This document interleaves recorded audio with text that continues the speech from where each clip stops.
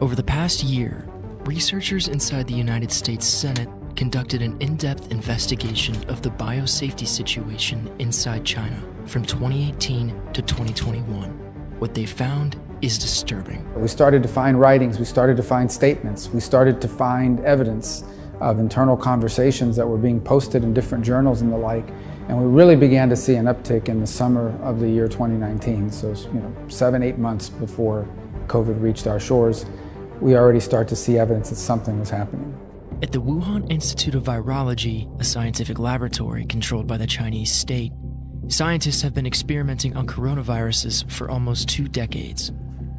Such research is always dangerous, but these experiments were especially so. So one of the things we know they were doing for sure, and they were doing in Wuhan, was gain of function. You've heard a lot about that, but what that basically means is that you take a naturally occurring virus that you would find in nature, and you reverse and you engineer it, you mess with it, and you make it contagious in humans. So there might be a virus in an animal, and it may not be infectious in humans, but you change it in a laboratory, you make it infectious in humans. And the reason why you do that is because you try to predict how a virus that today is only found in animals could evolve into one that would be dangerous in humans. You try to predict it, you try to invent it yourself, and once you've invented it, then you try to find the cure for it. The problem is, once you invent it, someone might get infected with it. As far back as January 2018, Xi Jinping alerted his colleagues to the possibility of a new SARS-like virus infecting the population. Shortly thereafter, the US State Department sent a cable warning of a shortage of appropriately trained technicians and investigators at the high containment laboratory in Wuhan. But that didn't stop China from continuing to perform dangerous experiments. In March 2018, the now infamous EcoHealth Alliance and the Wuhan lab applied for a US grant to make naturally occurring bat coronaviruses transmissible to humans. The early warning signs also did not stop Xi Jinping from pushing his scientists to simplify the examination and approval of projects and lower the threshold for admission to achieve scientific breakthroughs at an early date. These researchers were doing some pretty scary and risky things. In essence, they were doing things that virtually no other labs in the world would dare do because of how dangerous, how risky, how unsafe they are. But in China, they were doing it. They want to become the world's dominant power in every field, and one of those is biomedicine. And to do that, they have to cut corners and they have to make decisions about what they're going to prioritize, progress or safety. So what the impact of this political pressure is on Chinese researchers is they're told flat out that we're going to prioritize making progress. But by the fall of 2018, bad news was mounting. In one report, the director of the Wuhan lab discussed unspecified shortcomings and inadequacies in his team's work. A senior party member warned that certain problems exist.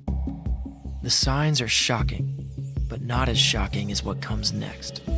By January 2019, we have new evidence that the Wuhan lab was conducting new experiments on Chinese bats that carry important viruses. You start to hear researchers talking openly about a bat coronavirus that's developed into something that's very infectious and very dangerous to humans. You begin to see references about that, about the existence of that kind of virus in their laboratories, and that's one of the things they were working on.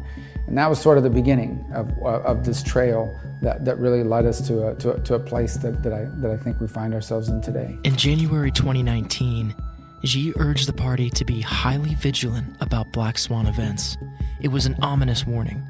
And in February, scientists working with the People's Liberation Army, which frequently collaborated with researchers at the Wuhan lab, expressed concern that pathogens could infect experimental staffers and spread outside the laboratory. The safety situation at the lab only continued to decline. In May, staff wrote that regulation enforcement still needs to be strengthened because the lab's operations put biosafety at risk. Then, in the second half of 2019, something happened. So by the summer of 2019, at this point, the documents show us that clearly something was happening. The alarm was being rung about biosecurity issues, real concern about biosafety. You start to see an increasing amount of agitation and concern on the part of various researchers and people in charge of them, like the head of their Chinese version of the CDC, that became increasingly concerned about some biosafety event that had happened or was about to happen. And we'll never know exactly for sure what it was that was happening in the summer of 2019, but it's another piece of that circumstantial evidence that starts to fill out the puzzle. In July, Xi Jinping tasked his rubber stamp legislature with drafting a biosecurity law. Shortly afterward, the Wuhan lab requested a major maintenance and renovation project, the fourth in 1 year, in a facility less than 2 years old. Clearly, something wasn't right. By August, 2 senior scientists in China cautioned against potential pandemic pathogens that could unintentionally leak from a laboratory accident, while the leading biosafety expert at China's CDC wrote that more biosafety laws are urgently needed.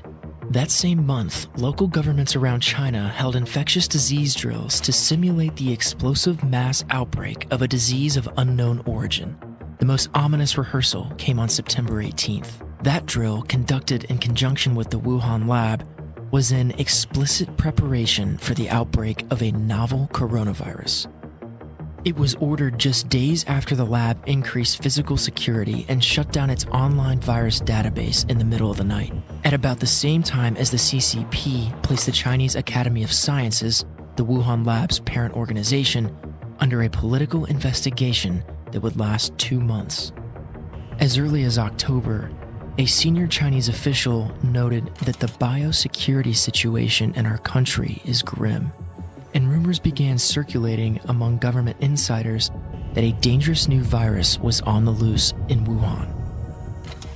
On November 12, party officials released an internal report on the situation inside Wuhan, implying that multiple biosafety incidents had already occurred.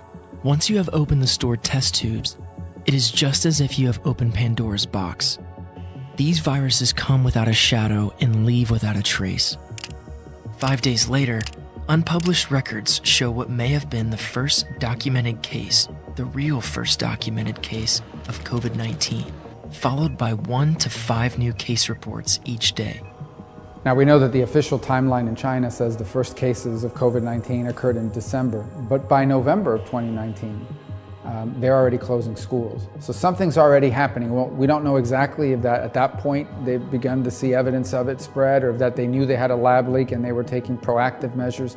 But they start closing schools in November of 2019, when they claim that the first known cases weren't until late December of 2019.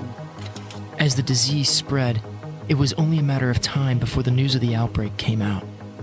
The moment came on December 30th, when rebellious Chinese doctors blew the whistle on their own government. Shortly after, the CCP finally admitted to the truth, but only part of the truth. 2 years later, China still refuses to reveal what really happened. The Chinese Communist Party is very sensitive to their global image. The idea that their experimentation led to the creation of a virus that has basically turned the world upside down is something they'll never be able to admit. It could threaten their hold on power internally, but it would most certainly change the world's perception towards them. So I believe there is no limits to what they are willing to do to make sure that the full story is never known. What is the true nature and origin of COVID-19? In the past 3 years, the world has suffered over 6 million deaths and over $11 trillion in economic losses related to COVID-19. We've been told that this catastrophe was an act of nature, but Chinese documents tell another story. They tell a story of reckless, power-hungry leaders who encouraged risky research in an environment that was clearly unsafe. And they tell a story of a government cover-up orchestrated to hide the possibility that COVID-19 was not naturally occurring at all, but the product of gain-of-function research in the Wuhan lab. So I'm not sure we'll ever know the entire story, but I think now we have enough pieces put together to really change the entire narrative. Whereas some were now saying in the past that the fact that it might have been naturally occurring was 50% likely and a lab leak was another 50%. I think this additional circumstantial evidence that's been gathered, which is pretty compelling and which has never been seen before, weigh heavily those odds towards something bad happened in one of these laboratories. It infected someone, they took it out into the general population, and they changed the course of history. Hopefully people will take this work and build upon it. But I do believe that these are troubling revelations. The world deserves to know the real origin of the disease that has caused so much suffering. The Chinese Communist Party must be held accountable for its lies, and we must never stop trying to uncover the truth.